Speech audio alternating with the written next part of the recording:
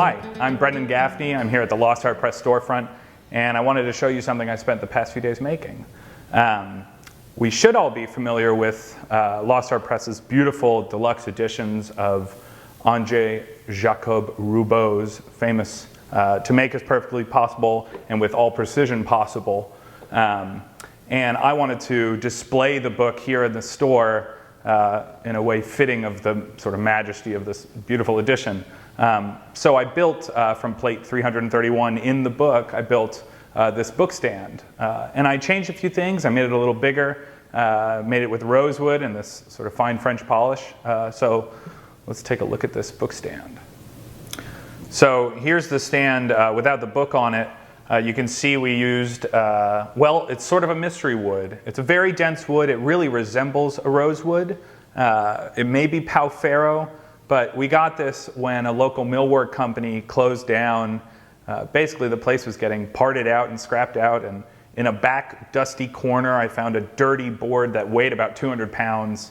So I thought, maybe this is something I'll take home and investigate, and it turned out to be this lovely wood. So not exactly sure if it's a rosewood. Sure looks like one. Polishes like one. A few things about the book stand. It's changed a little bit from Roubo's original design, mostly to incorporate a much larger book. On plate 331, you can see it's scaled much smaller, probably for more like a dictionary stand.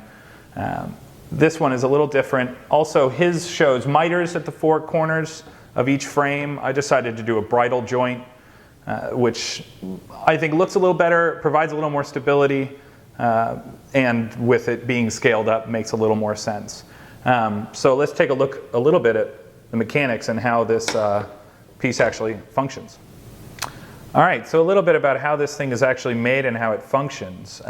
You can see in each corner here I've got a small brass butt hinge, and that is actually what allows this piece to pivot up and down. And I set a small brass butt hinge. It's actually a fairly large butt hinge.